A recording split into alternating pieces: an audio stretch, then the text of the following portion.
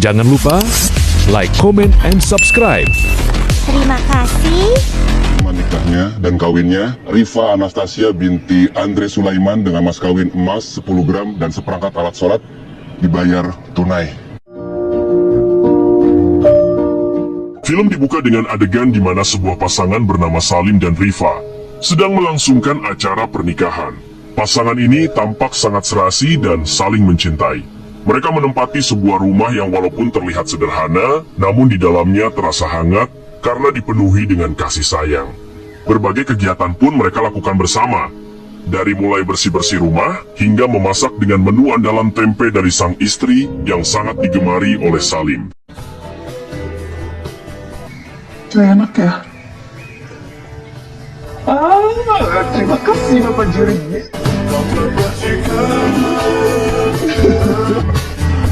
Selamat ulang tahun. I love you. I love you. Tak terasa, waktu demi waktu berlalu. Kini mereka dikaruniai seorang anak perempuan bernama Nasya, yang menambah kebahagiaan dalam keluarga kecil tersebut. Suatu malam, Rifa memberikan hadiah sebuah jam tangan kepada suaminya. Mendapat kejutan hadiah itu, Salim merasa senang dan bersyukur, karena hidupnya terasa begitu sempurna setelah menikah dengan wanita yang sedang duduk di depannya. Sang istri pun juga merasakan hal yang sama. Namun sayangnya, Rifa mengatakan sesuatu yang kemudian akan menjadi inti dari film ini.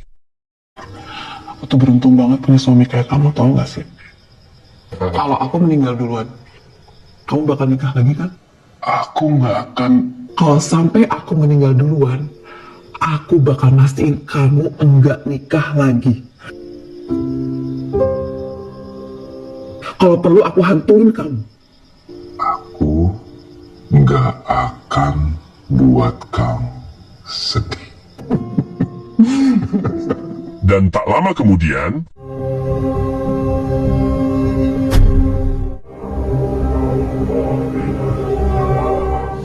Rifa meninggal dunia karena sakit yang dideritanya. Arwahnya yang kini berada di sana terlihat kebingungan menerima kenyataan tersebut. Arwah Rifa juga keheranan saat melihat mimik suaminya yang tak terlihat sedih.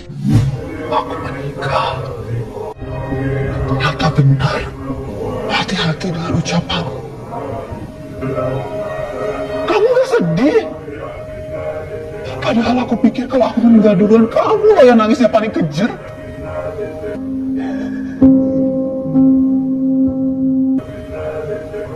Jadi kamu gak nangis sama sekali. Bapak dan anak ini masih sulit untuk mempercayai kenyataan bahwa mereka telah kehilangan sosok yang sangat berarti bagi mereka berdua. Salim yang sebelumnya tak ingin memperlihatkan kesedihan di depan orang lain pun, akhirnya tak kuasa membendung duka dan menangis sejadi-jadinya.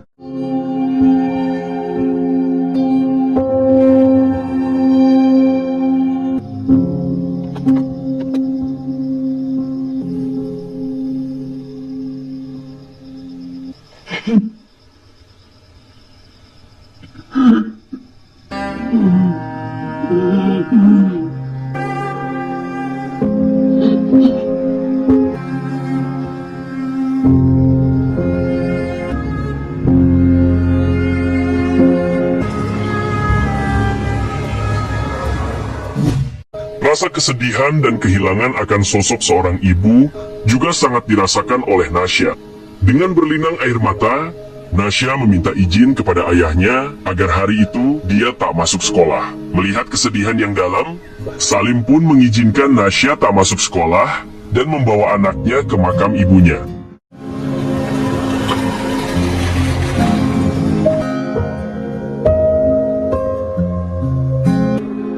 Kamu tunggu di sini, anak. Salim pun membawa Nasya ke tempat dia bekerja agar tak merasa kesepian di rumah. Walaupun perasaan dirinya juga masih tak karuan, hingga dia pun ditegur sewaktu rapat. Pak Salim, ditanya.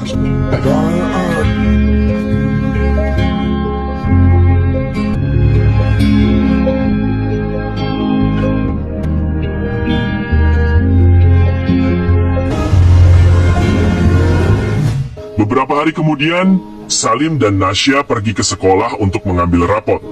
Nasya meminta izin menunggu di luar, karena dia merasa agak khawatir dengan hasil belajarnya selama ini.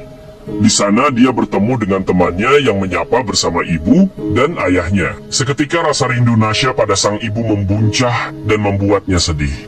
Dan belum juga kering air matanya, seorang teman laki-lakinya datang menyapa dan dengan polos menanyakan keberadaan ibunya.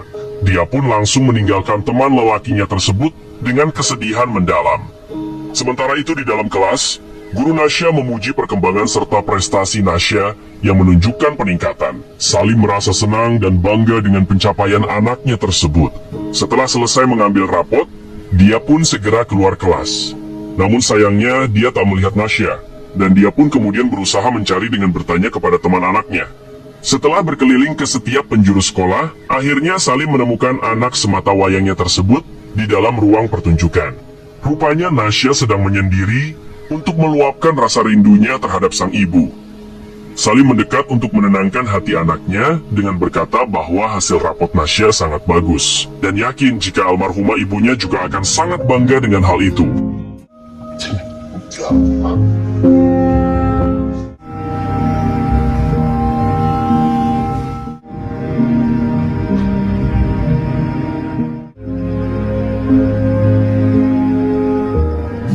Saat akan beranjak tidur, Salim terkenang dengan masa-masa indah ketika istrinya masih hidup, di mana istrinya adalah orang yang membuatnya menjadi pria yang semangat dalam hidup serta teratur menjalankan ibadah.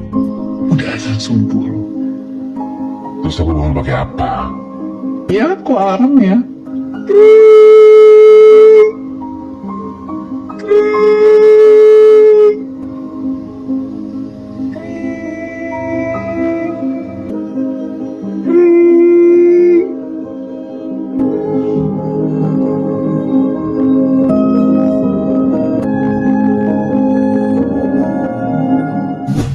Momen serta kenangan-kenangan itu telah melekat dan membuat Salim kuat melewati hari-harinya. Hingga tak terasa 14 tahun sudah dirinya ditinggalkan oleh sang istri. Arwah Rifa sendiri selalu mendampingi dan berada dekat dengan dirinya. Setiap hari selepas sholat subuh, dengan rajin Salim menyiapkan semua hal sendiri. Dan sampai saat ini, dia selalu menyediakan tempe di lemari esnya. Karena tempe adalah makanan favoritnya, yang sering dimasak oleh mendiang sang istri. Kesendirian yang menemani dirinya kini terasa semakin besar, karena Nasya sudah menikah dan tinggal bersama suaminya. Sambil memandang foto pernikahan anaknya, Salim pun kembali teringat memori indah bersama Rifa.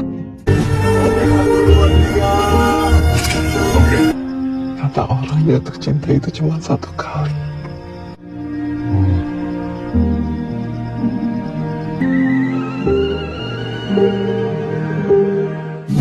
Pagi itu satpam komplek yang bernama David menyapa Salim dan memberitahunya mengenai tetangga baru di seberang rumahnya. Dengan usilnya, David mengatakan jika Salim lebih baik mencari teman hidup baru, apalagi dalam waktu dekat ini, Salim akan menjadi seorang kakek karena Nasya akan segera melahirkan. Arwah Rifa yang kemudian muncul pun geram dan menambah kelucuan. Pak Salim, nikah lagi. Enak aja. Udah 14 tahun Pak Salim. Nggak ada ya, oma muda. Apalagi kau udah masuk ranjang ya kan? Nggak ada lawan. Nih David ya, aku hantuin juga nih, siap-siap nih.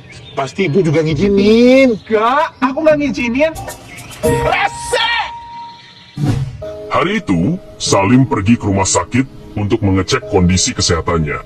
Dan baru kita ketahui, ternyata selama ini Salim mengidap penyakit jantung.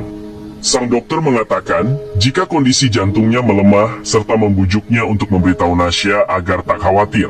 Namun Salim menjawab jika dirinya tak ingin mengganggu sang anak, apalagi ditambah kondisi Nasya yang sedang hamil besar. Sang dokter juga memberi saran kepada Salim untuk mencari teman hidup agar tak kesepian. Namun Salim membantah sangkaan kesepian itu dengan bercerita jika dirinya merasa bahwa sang istri seperti selalu ada di sampingnya.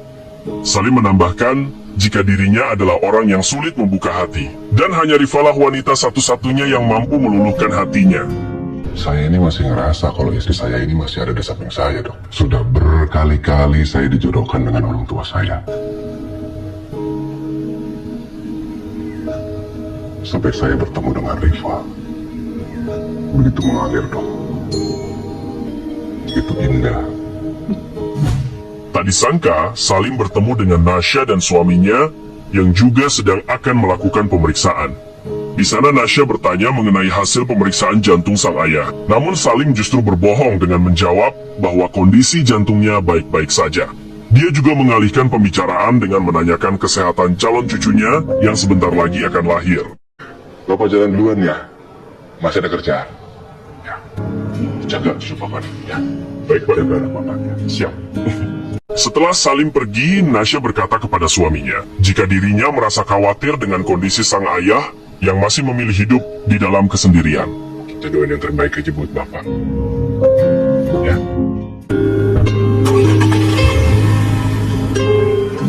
Di dalam mobil, arwah Rifa merasa senang melihat keharmonisan Nasya dan suaminya, di mana hal itu mengingatkannya pada kenangan di masa awal pernikahannya dulu.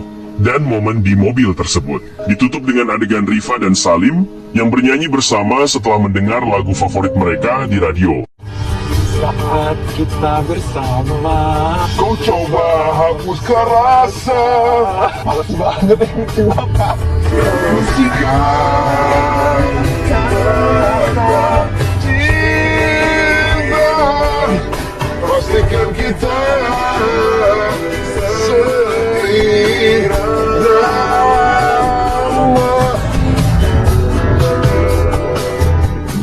Salim mengunjungi makam sang istri dan memberitahunya mengenai Nasya yang sebentar lagi akan melahirkan. Di mana tak lama kemudian arwah Rifa muncul dan mengatakan jika suaminya tersebut tak perlu menikah lagi. Aku kangen ngobrol sama kamu. Ada, tapi nggak kelihatan. Tapi aku seneng banget Bapak nggak nikah lagi. Gak usah ya Pak. Sepulang dari makam sang istri, Salim bertemu dengan seorang perempuan cantik bernama Mila yang terlihat sedang kerepotan mengganti ban mobilnya. Mila mengenalkan diri bahwa dia adalah tetangga yang baru saja pindah ke seberang rumah Salim. Dengan tatapan dingin, Salim menegur Mila karena mobilnya menghalangi jalan.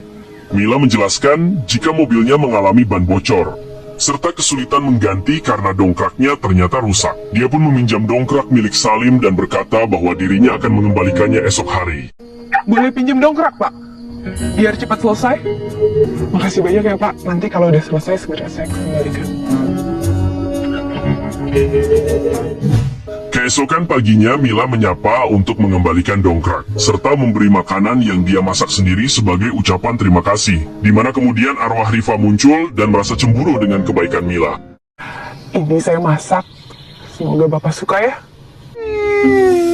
Kok baik amat. Diterima aja Pak, tetangga baik. Kalau nggak diterima nanti saya jadinya nggak enak hati Pak. Saya terima ya. Mari. Maksudnya apa? Bapak kan biasanya juga masak sendiri kan? Di tempat kerjanya, Salim diminta untuk menghadap pimpinan perusahaan yang kini dipegang oleh anak pemiliknya. Sang pimpinan perusahaan mengatakan, jika saat ini mereka akan mengikuti perkembangan zaman, sehingga mereka harus menerapkan teknologi atau sistem baru yang lebih efisien. Salim sempat berpikir jika dirinya akan dipecat, namun kemudian dia diberitahu bahwa dirinya hanya dipindahkan ke sebuah departemen yang baru dibentuk. Salim merasa sedih. Dia sudah 20 tahun bekerja di sana dan tahu betul bahwa departemen baru itu hanyalah wadah bagi pekerja yang dianggap tua. Kemudian dia teringat momen dirinya saat dulu dipecat oleh suatu perusahaan, di mana saat itu istrinya masih hidup dan selalu mampu meredakan kegelisahan di dalam hatinya. Lanjut dulu ya. Ya.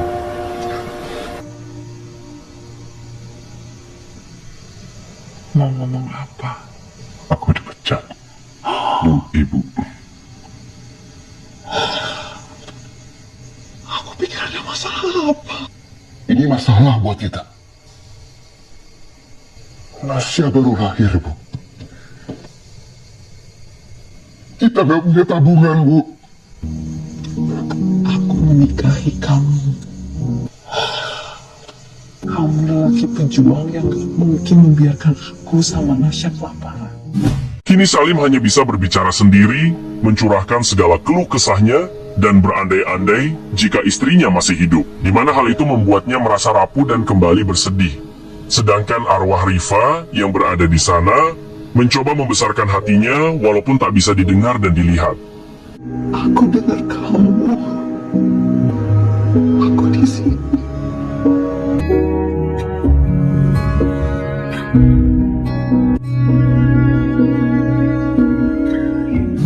Suatu pagi Salim bangun dan mengerjakan berbagai pekerjaan rumah.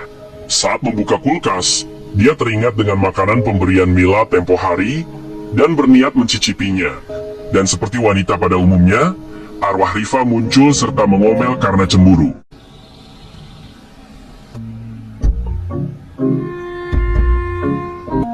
Enak?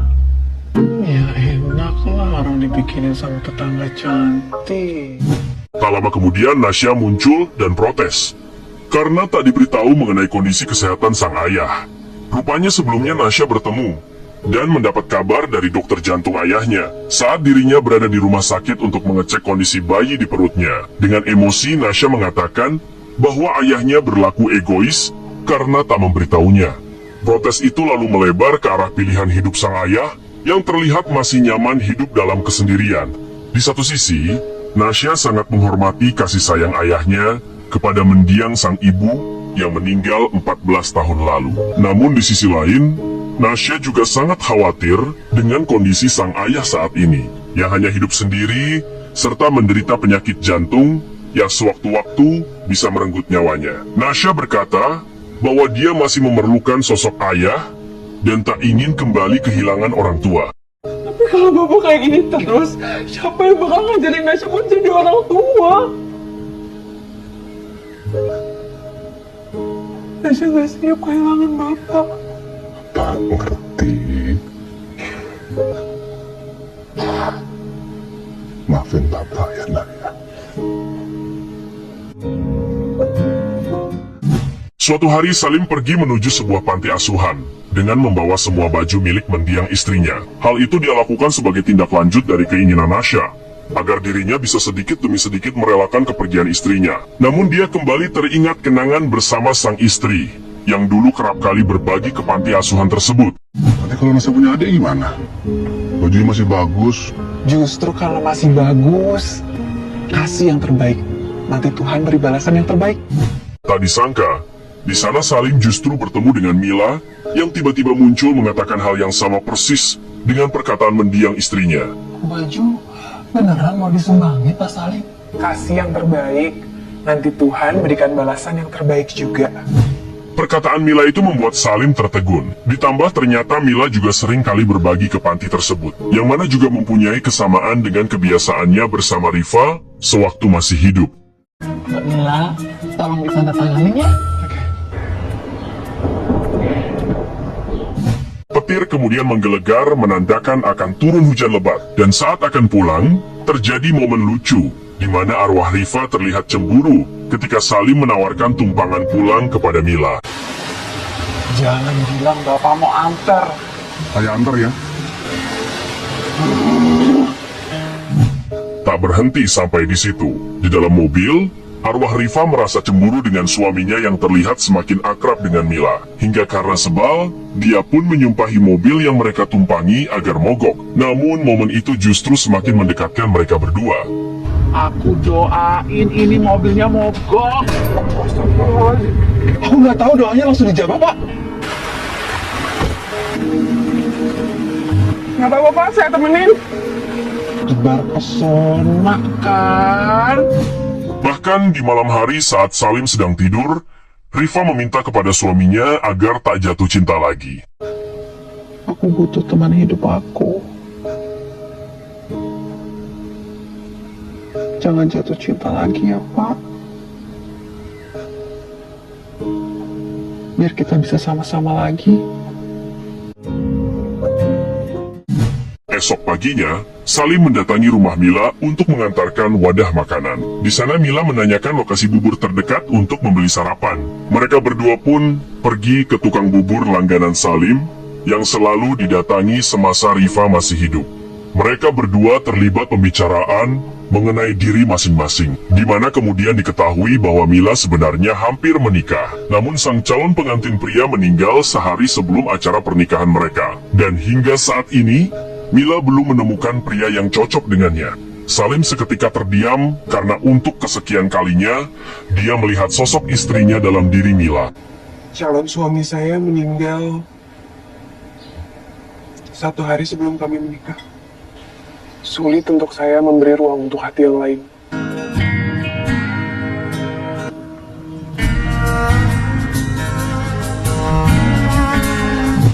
Hari demi hari berlalu, Mila dan Salim terlihat semakin akrab. Bahkan Nasya pun tampak bersimpati dengan Mila yang dinilainya cocok dengan ayahnya. Selain itu, Mila juga dikenal pandai memasak. Nanti kapan-kapan kita masak bareng ya di rumah Mbak.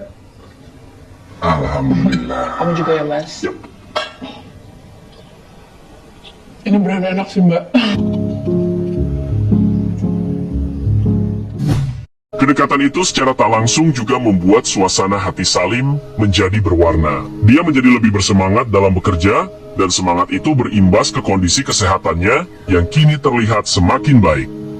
Namun sayangnya semua itu berbanding terbalik dengan apa yang dirasakan oleh arwah Rifa. Dalam tidurnya, Salim bermimpi bertemu dengan mendiang istrinya. Di dalam mimpi itu, mereka berbincang dan Rifa bertanya apakah sudah ada pengganti dirinya.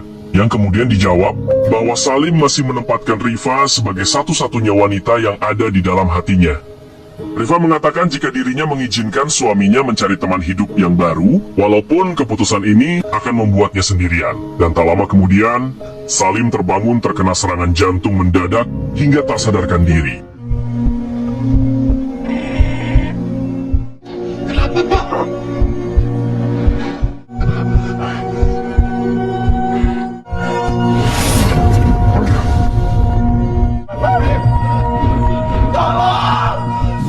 Sementara itu dalam waktu yang sama, Nasya merasakan kontraksi hebat yang menandakan bahwa dirinya akan segera melahirkan. Arwah Rifa panik melihat suaminya pingsan dan mencoba meminta pertolongan dari Mila dan David, walau mereka tak bisa mendengarnya. Iya, sudah selesai, Bu. Waalaikumsalam, David. Oh, Bang David.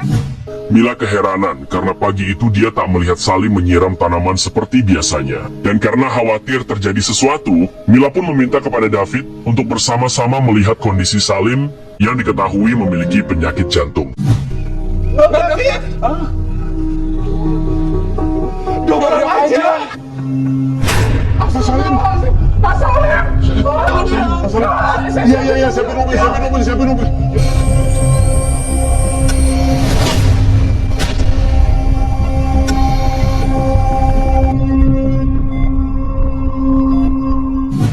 Nasya sudah melahirkan anak perempuan, dan sang ayah juga berhasil selamat dari kondisi kritis. Mereka semua kini diliputi kebahagiaan yang tak terkira. Namun di balik itu dalam waktu yang sama, ada rasa sakit dan gembira dalam diri arwah Rifa. Dia merasa kehilangan tempat di hati orang-orang yang dicintainya. Hingga akhirnya dia pun memutuskan untuk tak melihat keluarganya lagi.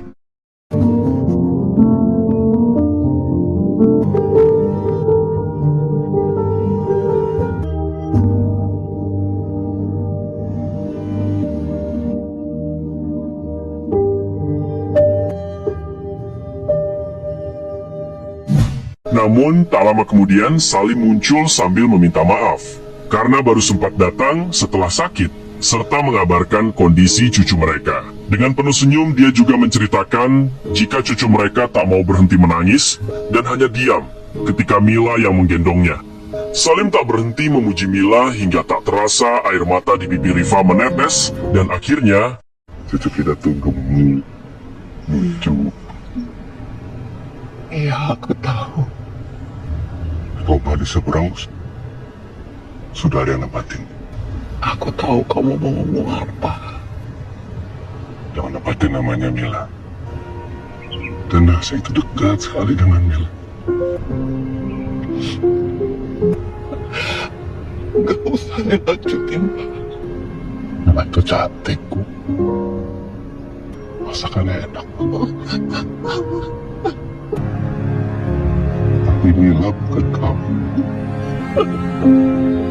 Aku gak bisa lupain kamu. Aku kangen sama kamu. Aku kangen sama kamu.